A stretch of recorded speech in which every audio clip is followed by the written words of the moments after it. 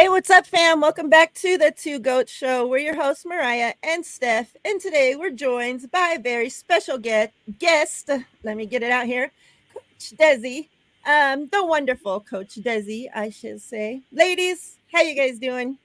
How you feeling? Happy Friday! We're here on a Yeah. Friday. Happy Friday. T-minus 9 days. Whoop whoop. Oof, it's approaching. It's approaching quick, but I'm feeling good. Desi, I mean, I'm sure you're feeling good as well. Just leading up to this game, we're getting ladybug tattoos after the 49ers win, so we Yes. feeling great. Which, by the way, I may fly out west and like literally make it a thing. So, fun fact: my Yeah. mom already has a ladybug tattoo. So her nickname was Wow. Bug, and she lost a bet to my brother years ago. So she got a ladybug right here on her shoulder.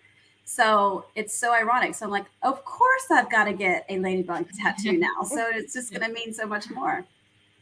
That's Right. amazing. I love that. So then it'll be for your mom and it'll be for the whole ladybugs taking over the 49er faithful now. Yes, it's a whole Shout thing. out to Brandon Ayuk. Yeah, ladybugs everything now. Like there's being merch, created with ladybugs. One of the faithful ladies on Twitter, X, whatever, she bought a lot of these like little ladybug things that she made little ladybug pins out of. And so she made a post and was like, if anybody wants one, DM me your address and I'll send them out this week. I'm like, hell yeah, I want one. So she's gonna send me one of those. So I told my wife she can wear it for the game. You need to get me um, one too. Do you see the Gold Rush? They all had them on as yeah. well. hmm Oh, that's cute. The That's ladybugs are awesome. taking over. How So, random. How random. And the ladybug has red in it, right? Like, yep, I don't know. perfect colors. It is perfect. Good omen. Before we get started into anything, and I should have done this last week, and I was just so excited to talk to you ladies that I just skipped through it, and then I watched through the whole show, everybody asking who Coach Dezi is. So we're gonna start off the show today for those that weren't here last week that maybe don't know who Coach Dezi is. Please let us know who is Coach Dezi, where they can find you at, and all that good stuff before we get started, please. So, I am a physician assistant. Been practicing medicine for over 20 years, but I've been a lifelong 49er fan. So, I've just been able to morph both things, both of my passions together. And I'm self-proclaimed sports injury analyst. So I take a look and watch injuries happen and try to explain to people what that means and how the injury occurred, and just kind of make it like an educational aspect so people can learn about their bodies and also how it implies what that means for the team and the game that's coming up. And thankfully, I have not been utilized as much this year as years past. So this has been a phenomenal year for the 49ers. It's no surprise we're in the situation we're in because of it. There you have it. And then I usually have it in the description box, but I didn't know that Coach Dezi was coming on with us when I made this video, so the link is not there. But once we end the show, I will go back and edit and put the link to all of Coach Dezi's info, so you guys can go to the description box and just click that info and be directed right to her. All right, so first, you know how we do. We'll start off with a couple injury questions that we have for you, and then we'll get into everything else. Um, Pretty much the only two things that, luckily, that the 49ers, kind of have on the injury news is Kittle coming out of the game, and it's just listed as a toe. Shanahan, when he's questioned about it, I think he just plays stupid. I think he really knows a lot more than he plays off that he does, but he acts like he doesn't know anything. But I'm sure if it was, like a turf toe, that they would kind of let that be known. He was asked if it was, and he was just like, no, it's just a toe. Where do you think about the whole Kittle situation? Like you said, we have 9 days to go before we play. Um, where do you think we are with that, with Kittle's toe? This is a stumper. I have no idea. Like, I don't even know which toe it is. Like, I would think that it's got to be the big toe just because 90% of the body's weight is on that big toe, and it's got to be something like that that would actually take him out of practice. Everything else you can buddy tape and you can kind of power through. So I've got to guess that it's the big toe. I don't know if it's, I mean, it could be an ingrown toenail. Like I have no idea what we're dealing with. So I really can't give any kind of insight, but I can promise you the way that Kittle is built and wired, there is no way he's missing this game, and they will do whatever it takes to tape that baby up, pop whatever medication they need to, and get that man out on the field. So, yeah. You know, Kittle's like famous line now from the last Super Bowl was the whole, you know, I will be back here. I will be back with a mother effing vengeance. So I highly doubt Kittle's going to miss the Super Bowl with a toe. Yeah, that's not happening. It's not happening. So yeah, I think we're good on that front. And yes, Steph is a celebrity. We will get to that right after these injury things. I promise. We're going to get to it. The last really injury thing that we have is Kalia Davis. I had asked you last week if you thought that he would be activated, you know, in time to play in the Lions game. And you had said that you thought, you know, it was a long shot for him to make it, you know, in order to play for that game. You were right. He wasn't activated. Well, now we have 2 weeks. He has been practicing. He has been listed as a full participant. Do you think in time for the Super Bowl that we will get reinforcements and hopefully some run defense in the form of Kalia Davis? I believe so. This is why I think they just held it close. And now that he's full practice, I don't see any reason why they wouldn't rotate that in. We need all hands on deck. This is the Chiefs. We need every single person available. And again, thankfully, we're in that situation where if you look at the injury list right now, ours compared to Kansas City, we're in a very good situation in that regard. Yep. And in fact, that could be a key to victory for sure.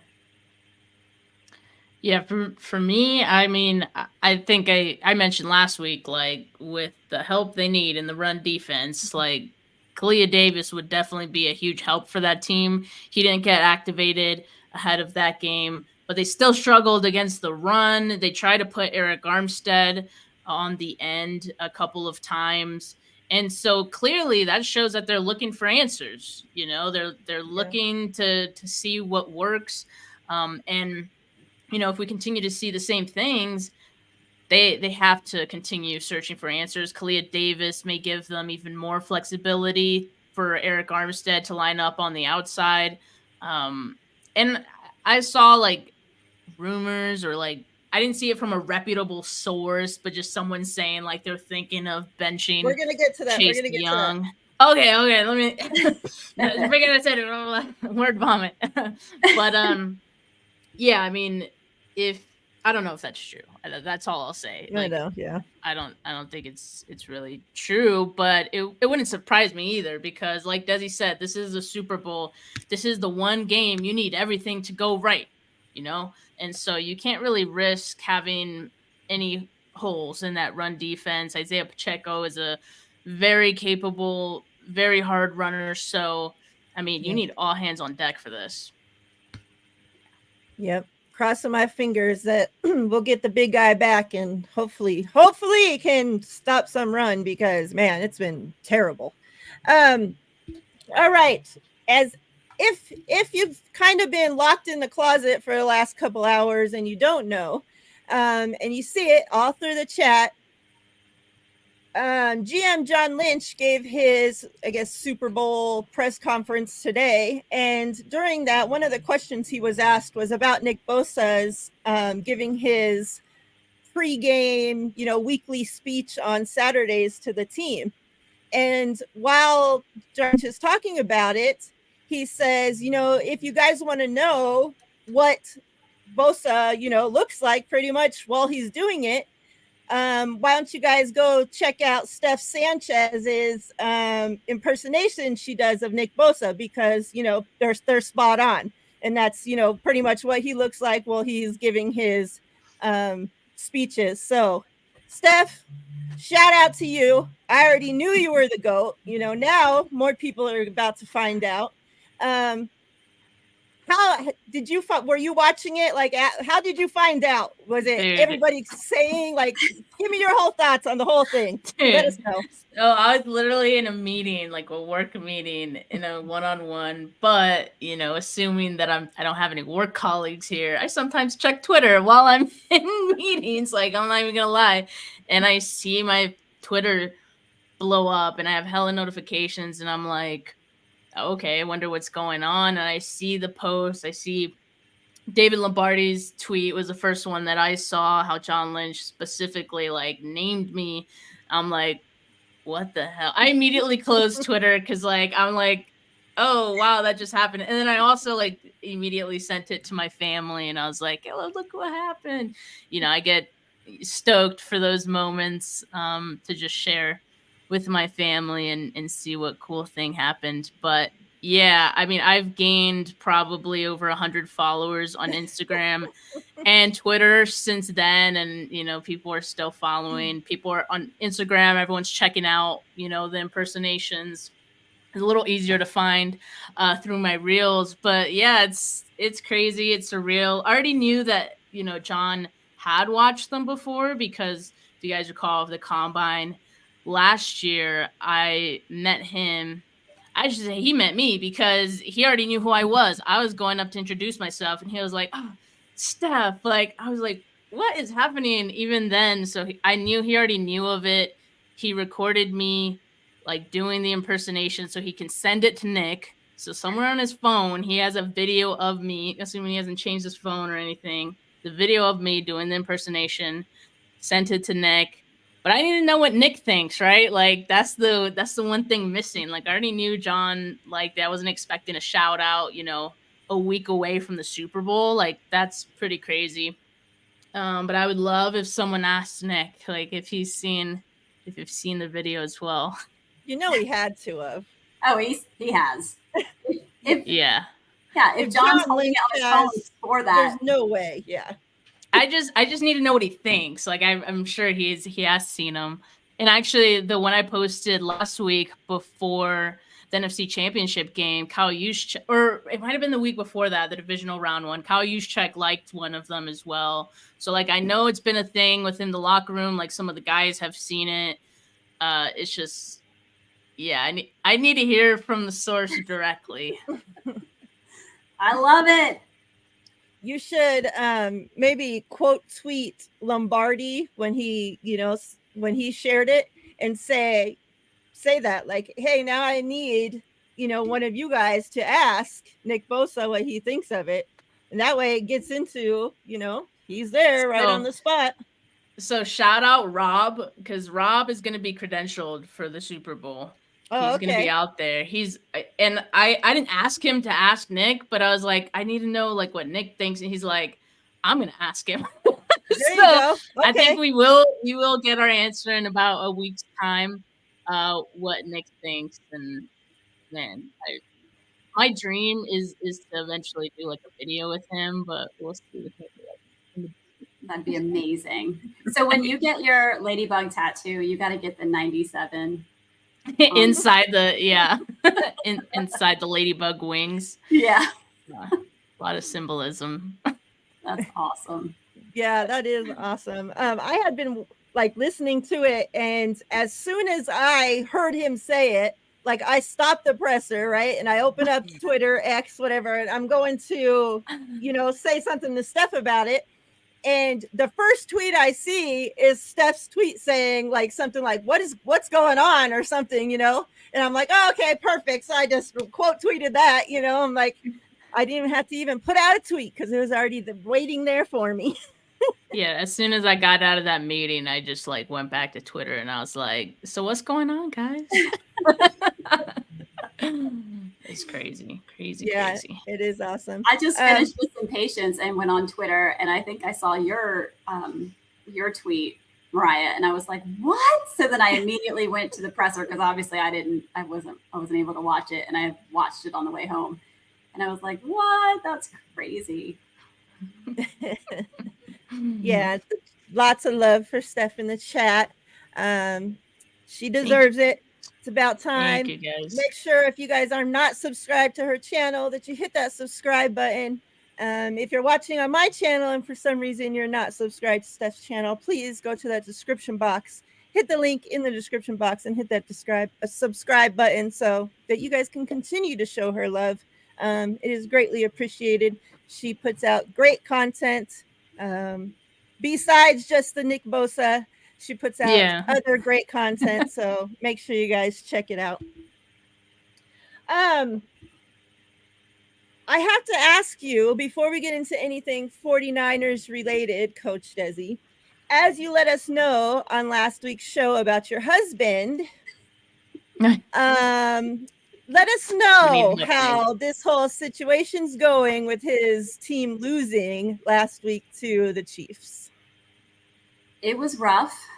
It was rough. I actually decided to go. I put a tweet out there that was like, should I stay at home and watch the Ravens game with my husband, or should I go to a watch party? And the results were exactly 50-50. It was zero help. So I hate when that happens. So I went to a watch party and with my mom, and we went down and, we're trying to feel it out, see what we were doing. We get there. It was packed full of Ravens fans. And I'm like, there's no way I just left my house with one Ravens fan to come to this watch party where it's filled with Ravens fans. Oh, no. So I was kind of feeling some kind of way about it, but we stuck it out.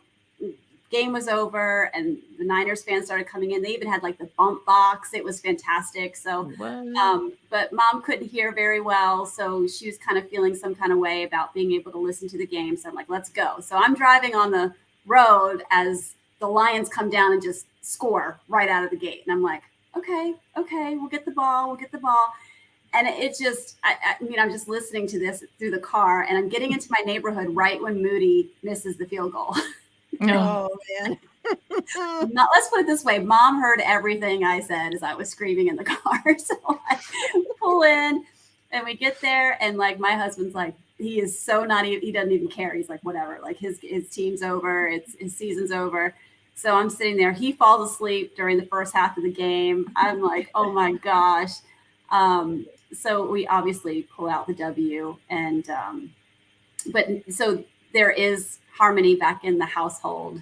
My marriage will not be at risk this year.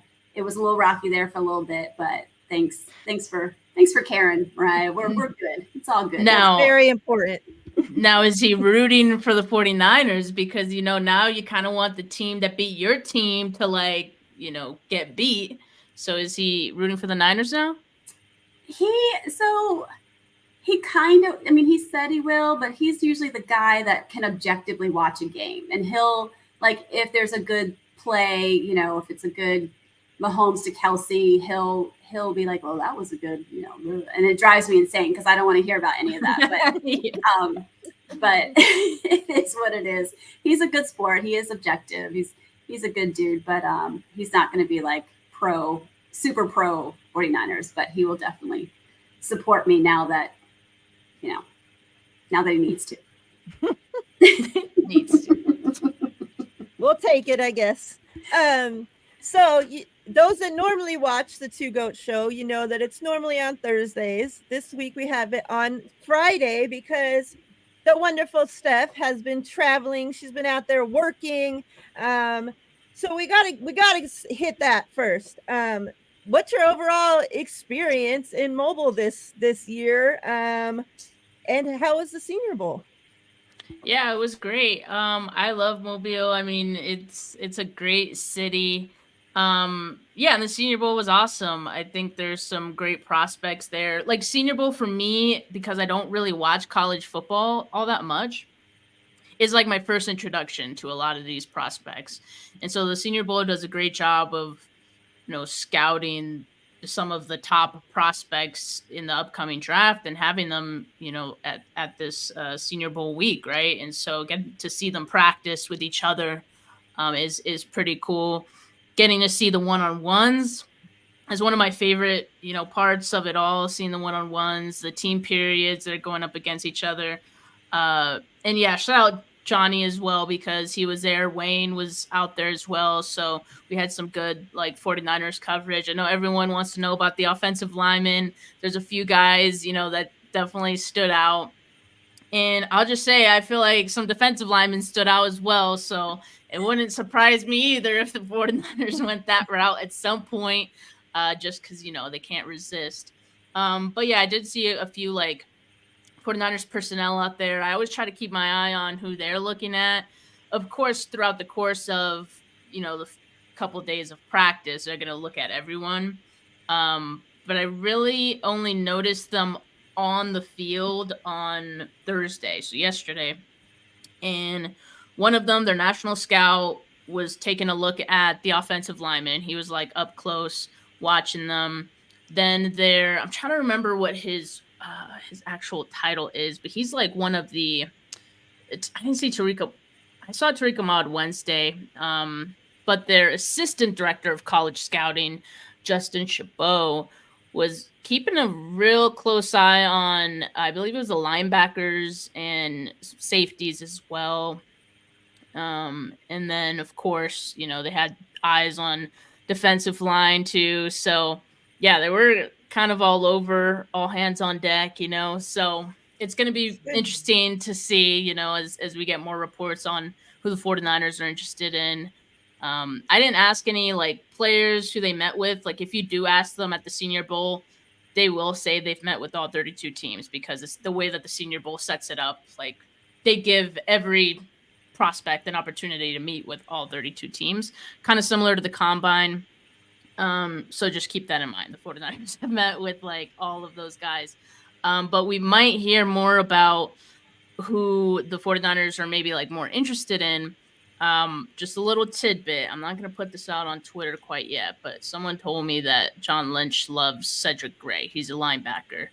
I don't know too much about him yet, right? Because this is my first introduction to a lot of these prospects, but I definitely made note of it, and I've been saying it on my YouTube, just haven't shared it on Twitter yet. Keeping that one close to the vest for a later time, but.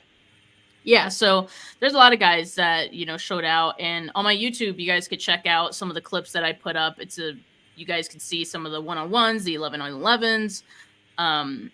Yeah, so if there's a guy, you guys were interested in, check those out. And I'm sure you can see some of those plays. By the way, Luke McCaffrey, Brendan Rice, we're both out there. Yeah, what do you want to know?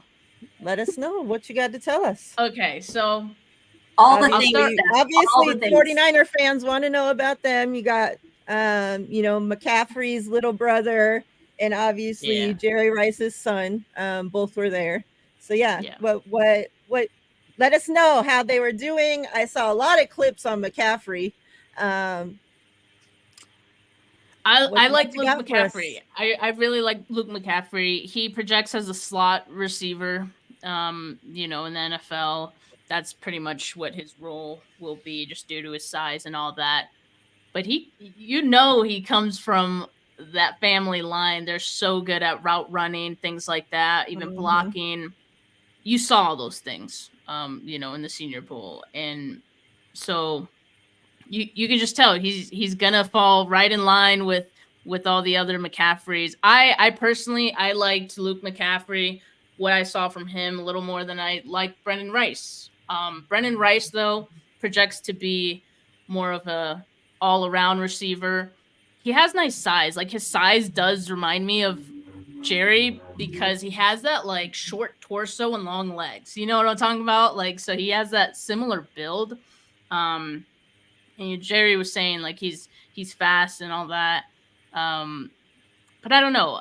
I just wasn't seeing crisp route running from Brendan. So that's the thing that I think was kind of lacking. I would have liked to see more. The first couple of days of practice, there were some drops. Yeah, I was surprised from the videos that I saw out there of him. Very, very surprised. I thought, coming from the greatest of all time, somebody that we know their work ethic is beyond, right? Somebody out there running that hill and all that crazy shit that he used to do.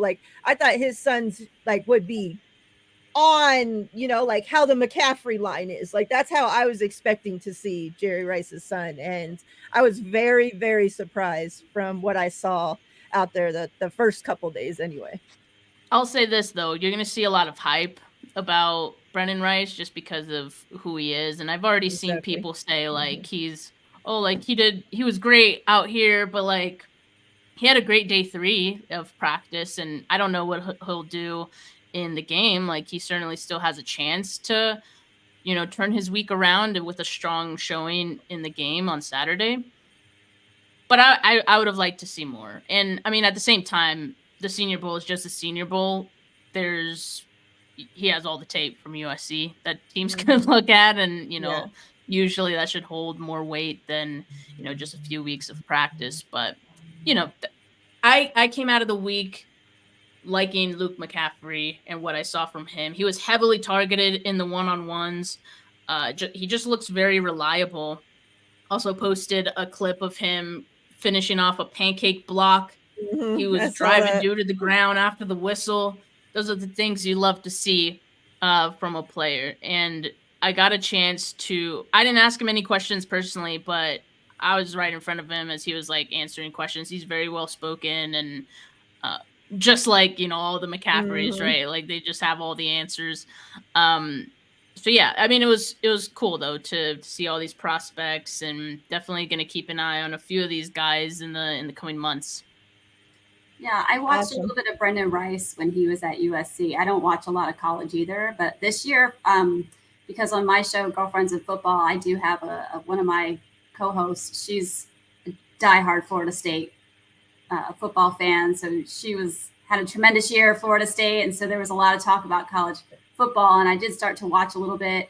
Also, the Deion Sanders effect, right? I watched some of the Colorado games. So I did watch a little bit, and I think I agree with you, Steph. There was just some element of, I don't want to go so far as to say magic, but there was just some kind of something missing with Rice. Yeah. It wasn't like a standout. Like if his name didn't say Rice on the back of it, he would kind of probably get a little lost in the mix. I didn't think there was something that really stood out in terms of that, which Jerry Rice is like my all-time favorite 49er. So it's tough for me to say that, but I think that's a fair assessment for sure. Mm-hmm. Yeah. Shout out Gammon. And before I read this, I want to say shout out to you anyway, Gammon, because you're always, in the chat during this show, always showing Gammon's so much support to us. And, I see you. It is greatly appreciated. So thank you so much. Says, is there a chance to get McCaffrey's mom on this show before the Super Bowl? And then he had said in a comment, down below that, on with us, us three. I mean, there isn't very much time between now and the Super Bowl, but I'm sure if the celebrity Steph were to reach out to McCaffrey's mom, might be something that we could put into the works. I'm not opposed to shooting my shot. I think last week I mentioned, I DM'd Kristen Juszczyk, but I haven't gotten anything back from her. Her DMs are probably on fire, but I'll shoot my shot. She has who we need on here? Twitter. I love McCaffrey's mom, but how cute was Ayuk's mom?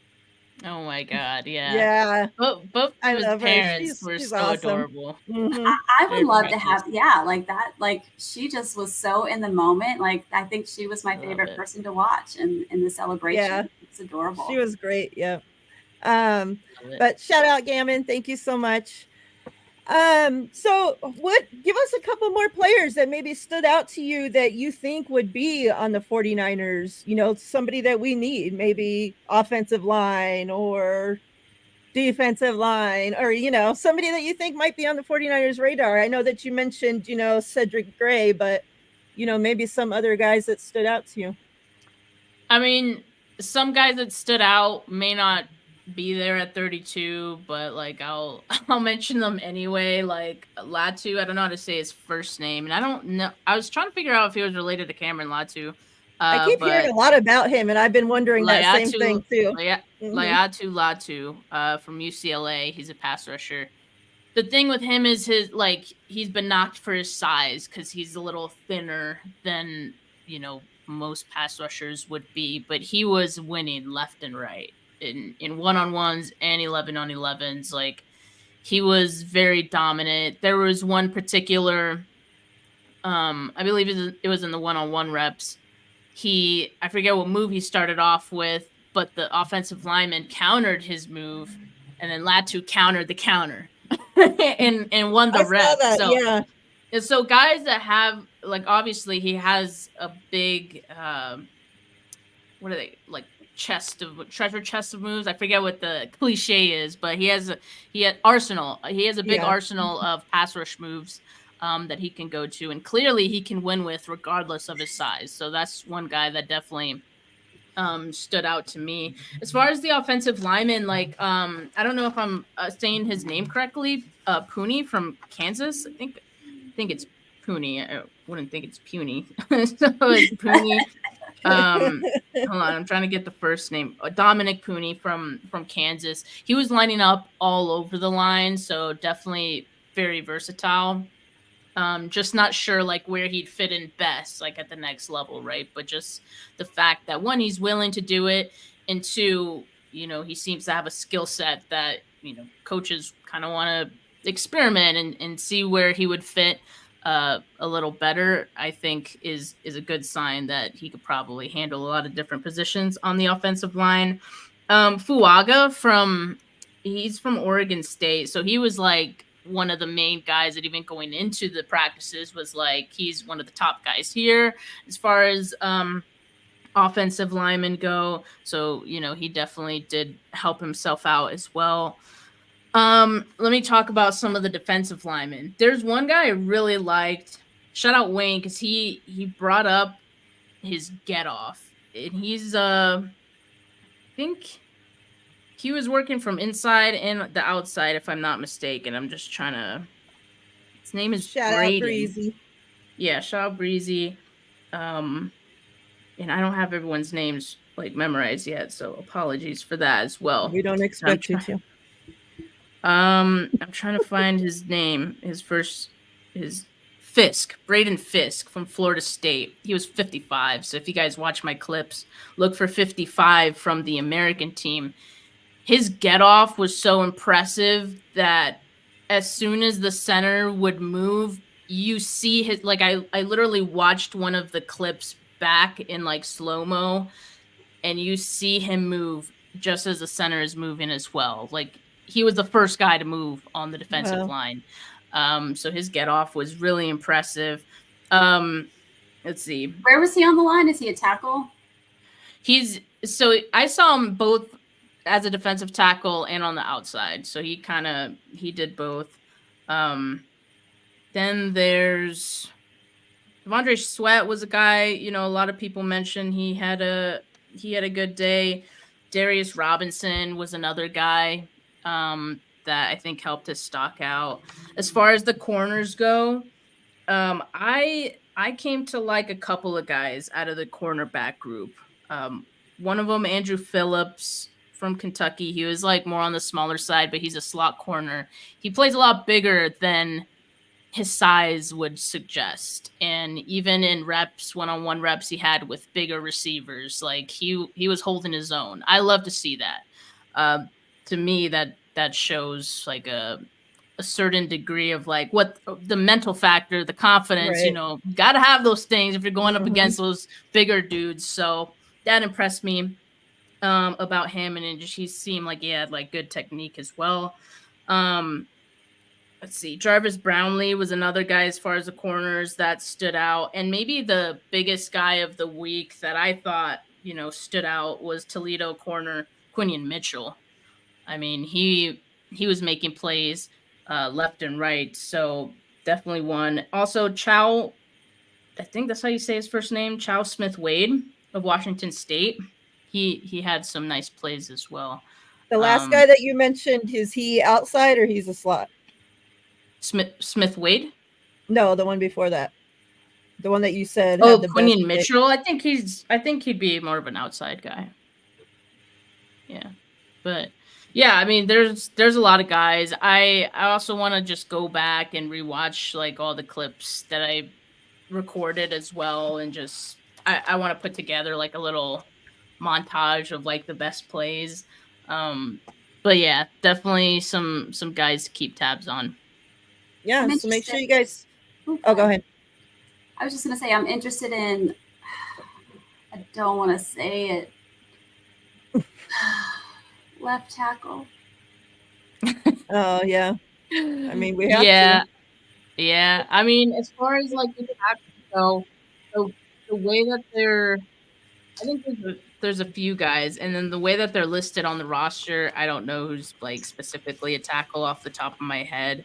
But there's definitely a lot of guys. It's a very deep offensive line class, in Well, that's particular good. for tackles.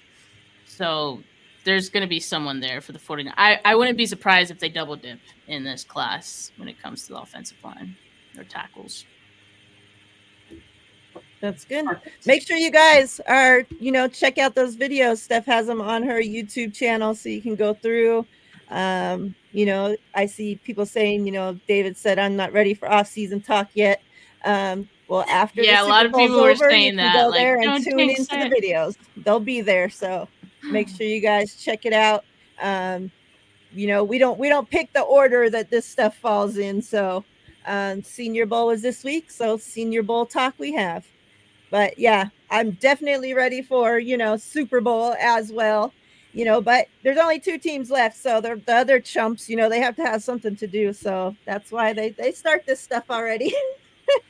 Luckily, we're not one of them though.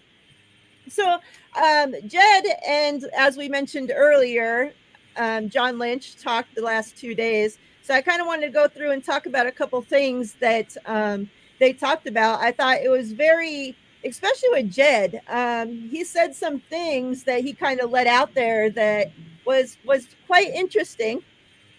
I want to start off with probably one of the biggest 2 major things that I want to talk about, but probably one of the biggest things. And we hadn't really known like a timeline or how any of this stuff went down, and that's with the whole quarterback situation, right? Like, was Brock their guy? Did they have a competition? A lot of people said no, there was never a competition. So we had never, as fans, we're not in there. We don't know how stuff went down. Jed kind of was asked about, I think he was talking about Kyle and Kyle being honest. And he went on to say that when they drafted, so not even this last season, off season, when supposedly there was supposed to be, a competition between him and Trey, but the year before when Brock was just a rookie, Jed said that Kyle went to him and told him that Brock was the best quarterback on the roster. And Jed said, it takes a real honest coach to be able to come to you and tell you that, because you're paying one guy, 20 something million, whatever Jimmy was making. And then you spent, all this draft capital on this other guy that you drafted, 3rd overall. And then you're coming to him, telling him that, hey, the best quarterback on our roster is the guy that we drafted the last pick in the draft, he said, but that, Kyle is like, he's not going to change the depth chart, that he wanted to let everything play out, how it played out. And, so they went in, and obviously with Trey as the number 1, Jimmy as the number 2, Brock as the number 3. But that whole time, Kyle had already known that, he even said that he said Brock will be our guy at some point. Like, so he already knew that during training camp, during the preseason of Brock being a rookie, that Brock was going to be the guy at some point, which I thought was very telling. And Brock ends up, getting his chance due to injury, and it all played out, and Brock was the guy. So this whole last offseason, like I said, the whole competition thing, the whole with Trey Lance, I think that it would have went a lot different had we known, if Brock had never got that whole injury situation. If Brock had never got hurt, I think they probably would have traded Trey way before the time that they did. but they had to know, okay, Brock's going to be ready. And, you know, like if we need Trey to roll into the season, if Brock's not going to say Brock wasn't going to be ready till week 4, you know, like you needed Trey. And, you know, I think it's very telling that, like, you know, I always talk about, like, you can tell Kyle, like, he never talked good about a quarterback before, unless it was Kirk Cousins. And he's in there glowing, talking about Brock Purdy all the time. You saw after the end of this Lions game, the first thing they did was run to each other and hug each other. Like, I never seen Kyle like that before in my life. So kind of give me your guys' thoughts when, you know, you hear Jed let it out that Brock's been Kyle's guy since he was drafted. Yeah, I think for one, it tells me they have a great working relationship, that Kyle Shanahan feels that he could even share that to him, because that is big. Like, that is risky, like, you know, for how much they had invested in the other 2 quarterbacks, both in draft picks and money. I think to be able to, one, feel that strongly, and to not be afraid to tell your owner about that, I think that's huge. But I think it also tells you how convincing and how confident they were in Brock Purdy even then, to even want to say that. Like, because, I mean, look, I think we know now, watching it all play out and seeing Brock Purdy for as long as we have, I think we know that he's better than both of those guys. But for Kyle to know it almost instantaneously in a training camp, seeing all of them together on the same field, operating the same offense and all that, I mean, that tells us all we need to know.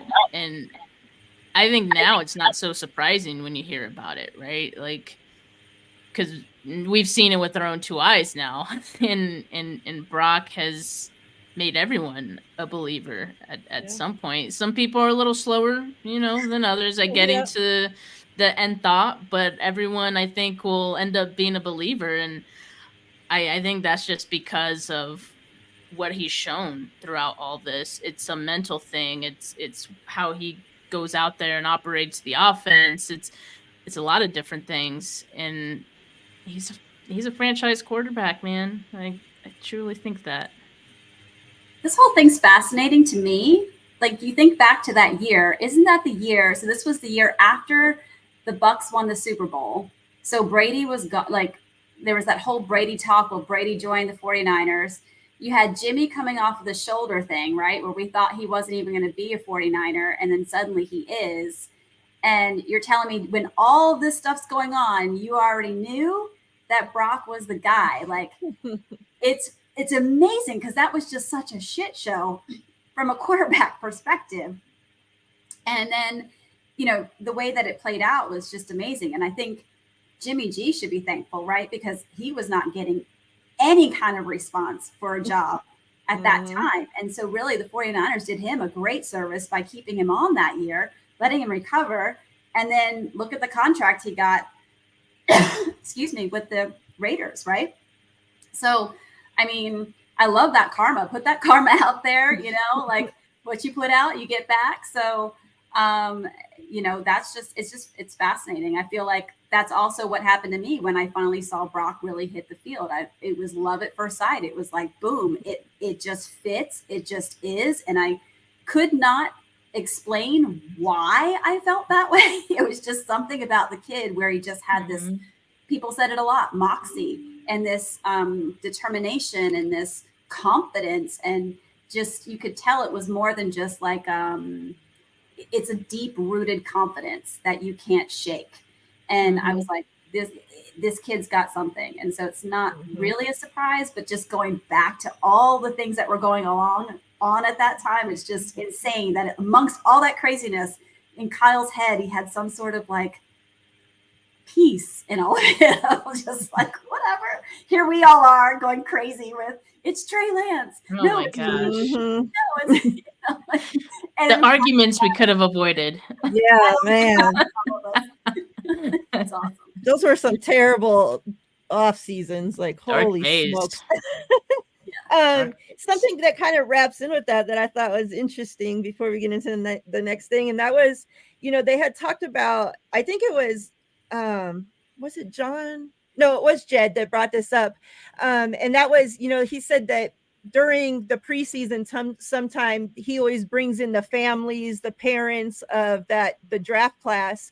And he said, he shows them around the facility and kind of, talks to them and lets them know, like what the 49ers are about and, all that kind of stuff. And he said that during that, he walks into the room and that Purdy's parents, which he didn't know they were Purdy's parents at the time, but that they were sitting there and that they were taking notes on everything. That he said they were intent, like on getting like every detail of everything that they could possibly find out, and Jed said that he went over and he was like, hey, whose parents are those, and they're like, oh, that's Purdy's parents.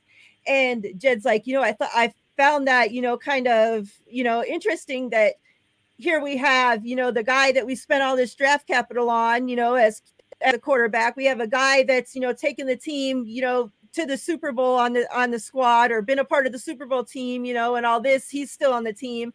And yet the third string quarterback's parents are in here, like, taking notes and more intent than anybody else's parents, and it's like where Purdy gets it from. Like, they already had the confidence that this is going to be my son's team, let me figure out what's going on in this place, and like, who cares? Like, we don't care who else is on the team, like, you guys drafted my son and that's all he needed, and like, I found that was awesome when Jed told that, and I like, you totally get that from Purdy's parents. Like, they just seem like so supportive in everything, like, like, I'd still go back to like Purdy's first, couple games or whatever, when they're like in the stands crying and, like, it's just, I love that type of stuff. Like, it's awesome to see that.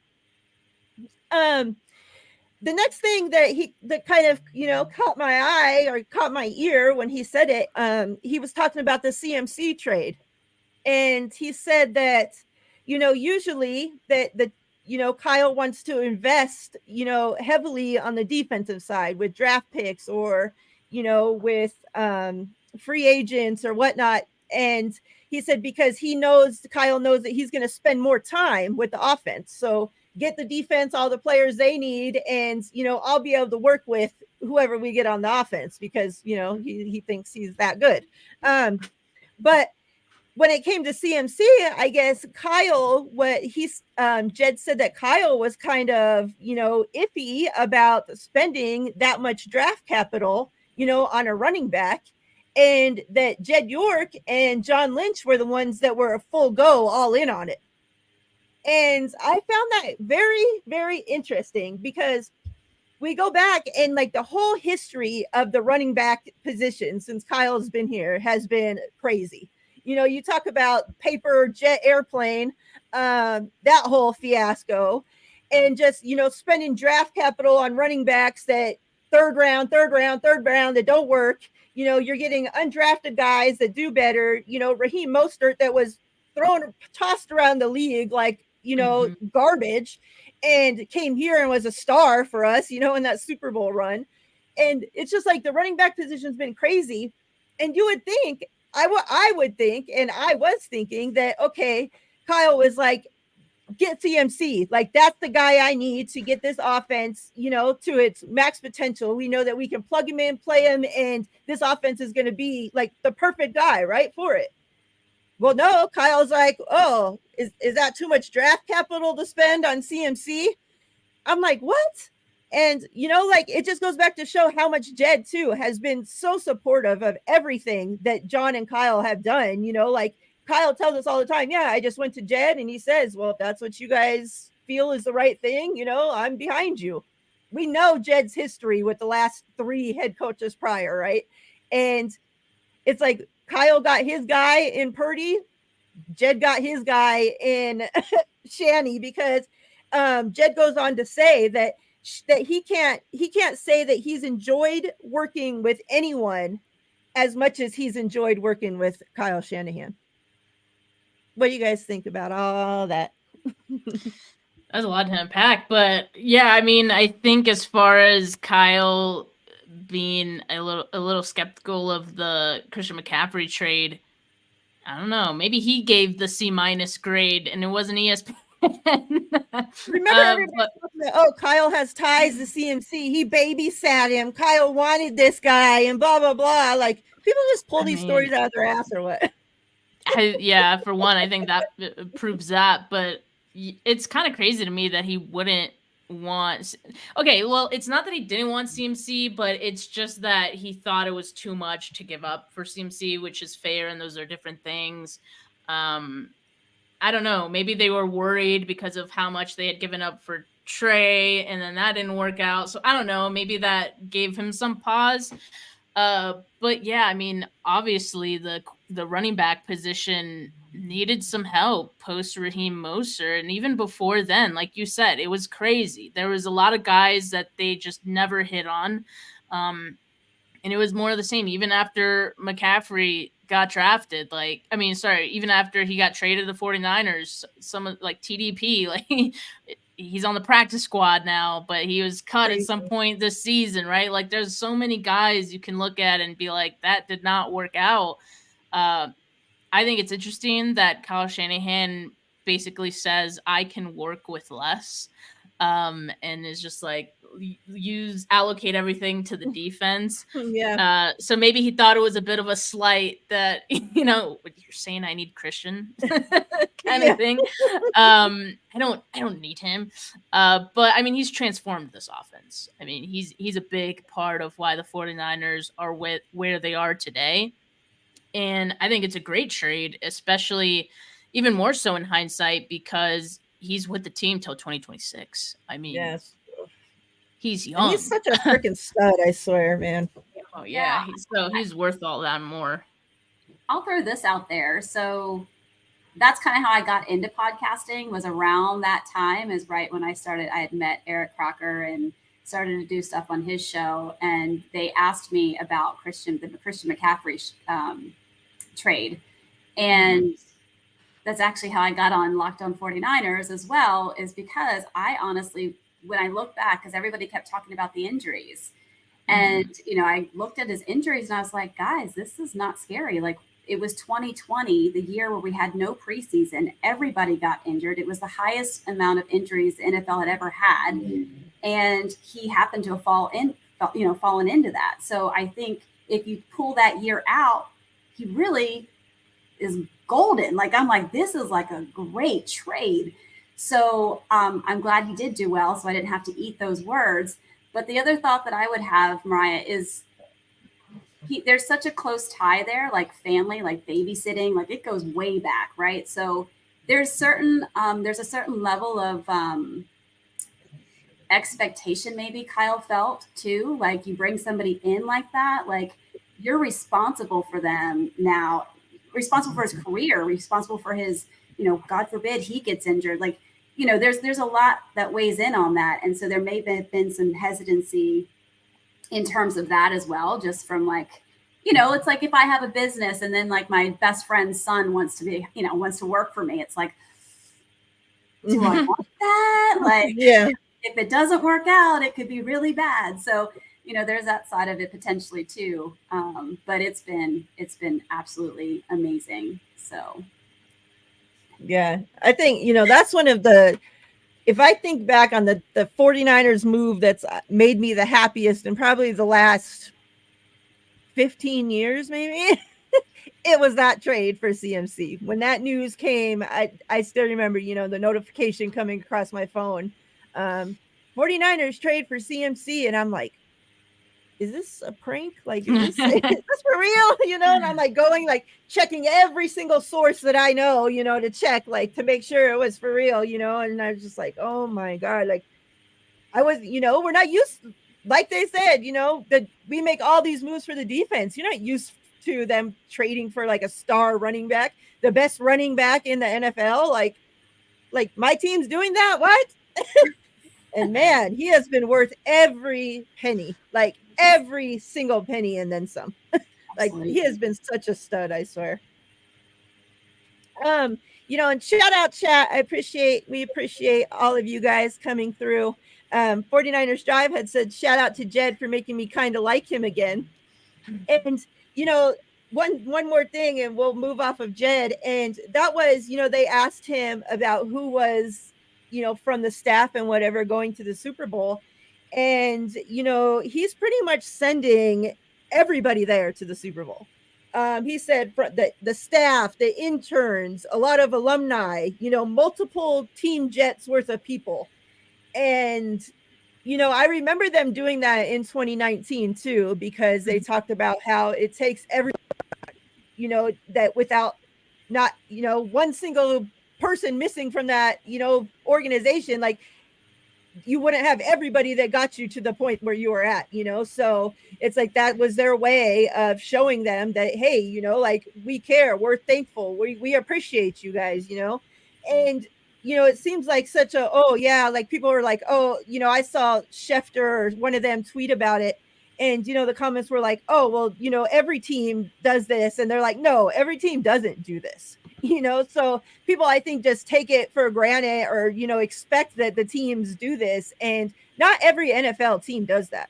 Like not every NFL team feeds their players the way that they should, or, has the facilities that they need for these players. Like the 49ers are a first-class organization, and it continues to show through and through and through. I think back to those grades when the players for the NFLPA or whatever filled out, about remember when they filled the grades out about their workrooms, about their tubs and their food and the way they treat their families, and all that shit. And the Arizona Cardinals got like an F because, they treat their people like shit. They don't have showers for them and shit, like all kinds of stuff. Like, people just expect, oh, well, it's an NFL team, so they take care of their players. And no, that's not always necessarily the truth. So shout out to Jed and the 49ers. Let's see what we have for the wonderful John Lynch. Oh, so they asked him about Adam Peters and replacing. I'll talk about two different people that work for the 49ers right now, and then I'll turn it over to you ladies. So yeah, the first one, Adam Peters, and John Lynch said pretty much that they're excited. He has a really good plan in place. They're promoting from within, but he doesn't want to make it about that right now. He wants to, it's about the Super Bowl. So he's waiting till, that's all done and over with before they make the announcements for that. So I'm very interested to see, who that ends up being. If you guys have any guesses who you think. They also asked him, and, there's a rumor that was released. And of course, if the teams that are in the Super Bowl, if one of the coaches for those teams get a job, they don't announce it till after the Super Bowl is over. So he was asked, and the rumor was going around about Clint Kubiak becoming the OC of the Saints. And John Lynch pretty much said that he won't speak on that. So what do you guys think about that? Like, I'm awesome. I'm all for, people getting promotions, all that. He is our pass game coordinator. Who do you think they end up replacing him with? Maybe Brian Greasy. His younger brother Clay also works on the team with another, who knows what his position is, but something to do with that as well. So I was thinking maybe one of those. Like, I think that would be awesome for Brian Greasy. I think he's done a great job from all accounts. Like, Jimmy was playing better under him. Purdy's been great under him. For what it's worth, I mean, Trey Lance had, glowing reviews of him as well.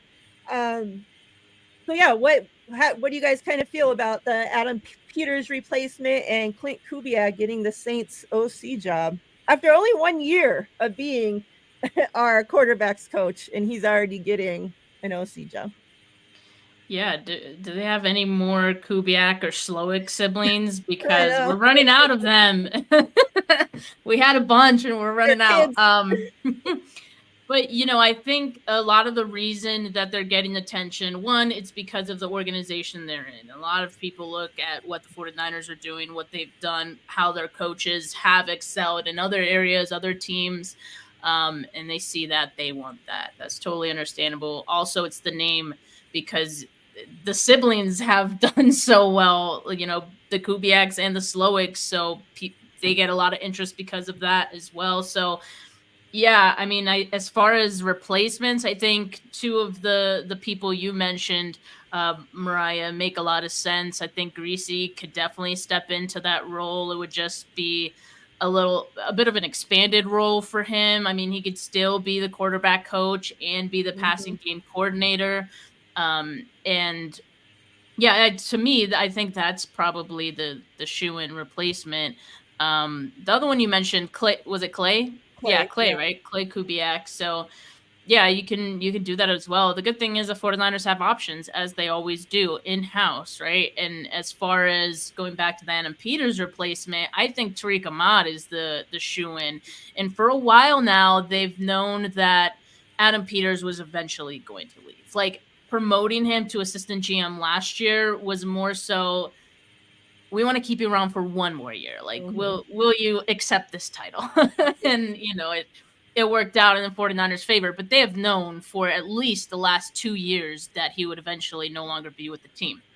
So, I mean, they've had to have a plan in place. And I think that is Tariq Ahmad, because if you look at the 49ers draft content, what they put on their website, their YouTube, last season, you start seeing his face a little bit more. And there was a interview video that they put on their YouTube and their site, with the three of them, Lynch, Adam Peters, and Ahmad. And to me, it was like Ahmad was shadowing, you know, Adam Peters to eventually take on that role, see what it's like to be more front facing.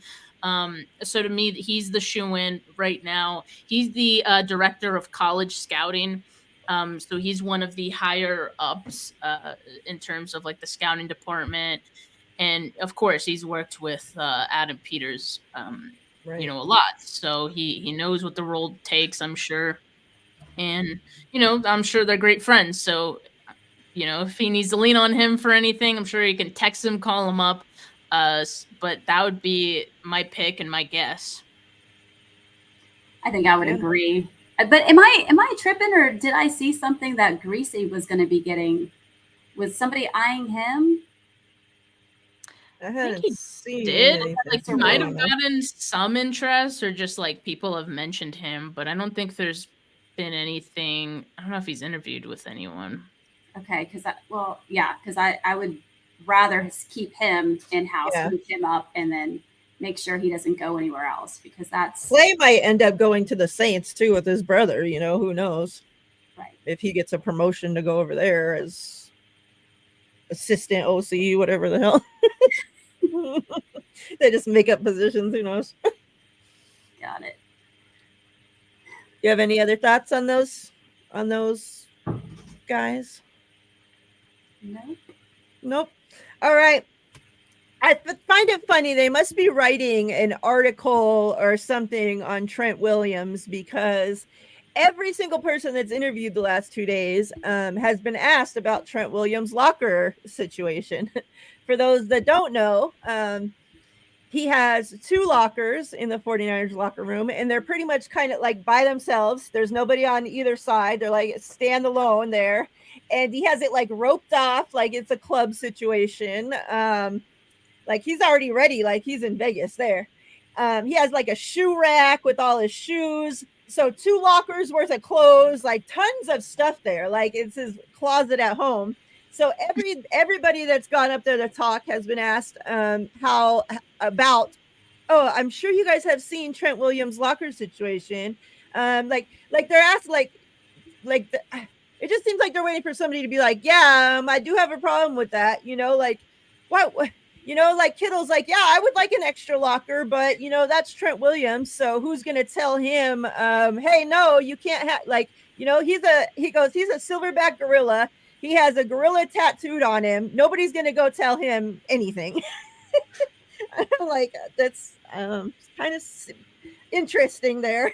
So I'm waiting for some big article about Trent Williams to come out, because they also asked, I think it was Kittle and somebody else, maybe Fred, or I don't remember, but about Trent Williams, you know, making it finally to the Super Bowl, you know, and a lot's been made that the guys now in their interviews have said, you know, when they first went to the Super Bowl in 2019, a lot of them were rookies, you know, in their first, second year, right? And that they didn't know any better. So they were like, hey, we're getting to the Super Bowl already in our first year or whatever. Like, this is easy. Like, we're going to get here again, you know? And then they come out to realize really soon that, you know, it's damn hard to get to the Super Bowl. And, you know, not teams don't just do it every year. Like, it's not just this easy thing, right? And they kind of had taken it for granted. And now, you know, now they know. And so they were kind of asked about Trent. Like, Trent's been in the league now 14 years, and he's just getting to his first Super Bowl. So I'm wondering if there's going to be like something about Trent Williams coming out, because it seemed like there was a lot of questions directed towards Trent Williams. What do you guys think? Because like, we know that Trent's the best of the best, right, at his position. He, like, you know, how we talked about a couple weeks ago about him winning, you know, how many Pro Bowls or all pros in a row. And that, you know, that's when he announced that he would be coming back next season because he wants to break, you know, that record. What do you think something like that, like, has, you know, if Trent Williams were to retire, right, and say he don't have a Super Bowl win on there, compared to Trent Williams retiring and having a Super Bowl win on there, all his accomplishments and everything that he's done in the NFL, do you think that plays a big part in what Trent Williams' career looks like when he retires? Like, how much bearing do you think that has on somebody's, you know, like, whole career? It's hard to say in the moment. I think it's easy to say that it doesn't have a lot of bearing because we've seen Trent Williams and we know how great he is. The more years you get removed, like let's say in a decade or two, I think then like there's people who aren't going to remember how great Trent Williams was, and that's a shame, right? But there's going to be people who see that he didn't have a Super Bowl and hold that against him, or think like, man, he must not have been that guy, you know, or, you know, something like that. Yeah. Especially when it comes also to like Hall of Fame and what they look at. I think Trent Williams is he's going to be in the Hall of Fame, and he's going to get it pretty like recent after his retirement, whenever that is. Like, first ballot, you think? Yeah, like I think it's going to be a quick process for him. Like, he's going to retire. I think however many years is like the minimum. Yeah, I think he'll be in. But let's just say, like, if this wasn't one of those scenarios, you know, sometimes they look at like Super Bowl, and if you were able to get that. But no, I mean, I think his legacy in the NFL has been, you know, solidified. But I think he, you know, for personal reasons, you know, obviously any player wants to get that Super Bowl, and it means a lot to the player. And for a player as great as Trent Williams is, I think it means more, because it wouldn't surprise me if him as a player thinks, this is how I solidify my legacy, right? Right. So yeah, I think we all want that for him, just like we wanted that for, you know, Joe Staley. I know. A lot of those guys, you know, that like, I wanted him to get a Super Bowl so bad, like, right. Yeah, so I think it's kind of the same thing, but I think how long Trent Williams has been good, basically his entire career, I think that speaks for itself. Yeah, I agree. There's no question. I mean, the Super Bowl is not going to be determine whether this guy gets in or not. He's got a body of work that is just unmatched. His respect throughout the entire NFL is bar none. Yeah. So I don't think it does, but I want it for him, probably maybe more than any other player ever. I absolutely love Trent. I have been one that said, when we started losing those games, it was Trent was our offense runs to the left side. It pains me to think about ever having anybody else play that position for us following this. He is that big of an impact. He is a pillar of this 49er offense, and it doesn't work without him, not in the same way. So I don't think it bars, but like you said, for his personal, you know, accolades, it's a team win, and it just means so much more for you guys to lock that in together as a group. It means so much, and for the brotherhood, and I want that for them all.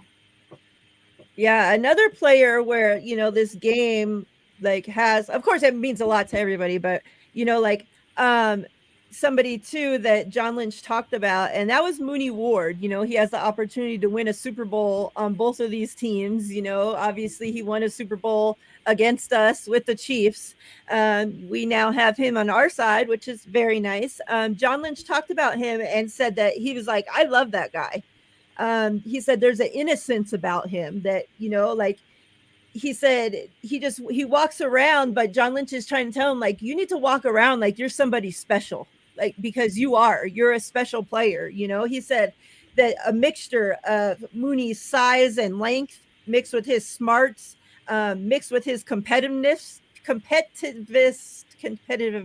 whatever, equals special, you know. And he said that Mooney Ward started this season he calls him John Lynch, like all together, you know. And he said that nobody else really calls him like by his first and last name together. And he told Mooney, well, you started doing that this season, and now you're all pro, you know, you made the Pro Bowl, whatever. So, you know, this is the best season pretty much of your career. So keep calling me John Lynch, because that seems to be working. And I just thought it was so funny because, you know, Mooney, he's out there and he plays like with this confidentness, like he's a dog out there, like he's confident. Nobody's gonna say or do shit to him to bring him off his game, right? And to know that, like, behind the scenes, like John Lynch is telling him, like, you need to walk around like you're more confident, like you're the man, because you are the man, you know. So I thought that was pretty cool. Like, and they asked him, like, what do you mean about an innocence about him? And he went on to talk about, you know, how Mooney is with his son. I think it's a son, and or his children or whatever. And, you know, just like he's just like this sweet, like, family guy. And, you know, like they have such great conversations, and, you know, like went on to say a lot of great things about him. And I just thought that was awesome. How do you think, like, how much of a difference do you think this makes between, you know, having Mooney Ward on this team compared to last year? I mean, not last year, but in 2019, with our corner situation and everything. Do you think like this helps the 49ers in this situation? Like, what do you think Mooney Ward means to this team? I mean, I think he's meant a lot. And I think part of the reason that Lenore has kind of, you know, become who he is, and he has a swagger too. He has a confidence to him. I think when you see a guy like Mooney Ward and see how he carries himself, you kind of want to do the same. So I feel like a lot of what Lenore has grown into is because of Mooney Ward as well. I mean, it's been huge to have a guy on the back end who is so reliable, who is as close to lockdown as lockdown is. I mean, he's shadowed guys this season. It's so valuable to have someone like that on your team. So, I mean, I think it's been huge. I think pairing him with Steve Wilkes has been awesome as well, because as we know, Steve Wilkes more of a secondary guy. So I think that's kind of worked out for him. But yeah, it's big, and it's big to have that like leadership in that group in the secondary. I think he's kind of helping lead the way. Yeah, before you go, real quick, Mooney had talked about, you know, Wilkes this week too, talking about how he loves Wilkes. You know, that Mooney knows that this is the best year so far of his career, and he does credit a lot of that to Wilkes, and said that he, you know, has a great relationship with Wilkes. So, you know, as much as people are talking about fire Wilkes if we lose this game and yada yada yada, you know, the players, I know especially that back end, really values what Steve Wilkes brings to this team. Yeah, for sure. Yeah, I learned a lot about Mooney listening to, I think it was Eric Armstead. He was a guest on Eric Armstead's podcast, and just absolutely fell in love with this guy. And it makes sense what John Lynch said about him after I listened to that interview. It's fantastic. He's an incredible athlete, incredible human. You comparing it to the 2019, I mean, Jimmy Ward was the big staple for the secondary. And, you know, when we lost him, I kind of was like, ugh, you know, lump in the throat, not sure what we're going to do. And then Huff came out and was everything that you needed Huff to be. And then with Huff going out this year, I think Mooney is filling that role as a leader in the secondary, and really helping to orchestrate what we're seeing get accomplished by, you know, Diamador Lenore, by Gip, you know, by all these other players in the backfield that, you know, really have stepped up in big moments. And so I'm not sure that we can say collectively a comparison between 19 and now, but I think there's no lesser when you compare those two. You know, without him this year, right? Without him this year, it would be. So he definitely has filled some big shoes there, and certainly happy to have him heading into the Super Bowl. Yeah. Chat, we appreciate each and every one of you. We do have to get out of here. Steph has another show. She's a celebrity. She has stuff to do. But before we go, at the last minute, Steve-O sneaks one in there. Steve-O, thank you. We appreciate you. Says, we're going to need a Bosa impression on stage after the Super Bowl and a B-Day shout out tomorrow. Happy birthday, Steve-O. We will definitely, if we win the Super Bowl, I will make Steph do an impersonation live on this show. You have it. You have my word. All right. We appreciate you, Steve-O. Thank you so much.